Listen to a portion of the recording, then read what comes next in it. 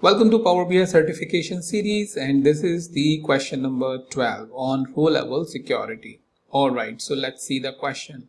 Which of the following is true about RLS in Power BI? RLS can be applied to both import and direct query dataset. RLS can only be applied to import datasets. RLS can be applied to direct query datasets. RLS cannot be applied to any data sets. So you need to figure it out which answer is correct so that you can give the right answer and also test your skill whether you are clear about RLS concepts or not.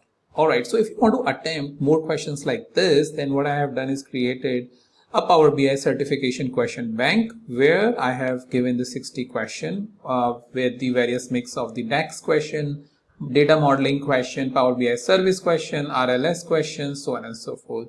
So this really tests a lot of difficult questions to really test your knowledge. So this is a paid question bank. The link is present in the description. You can buy and get the access of this question bank to test your skills before going to Power BI certification.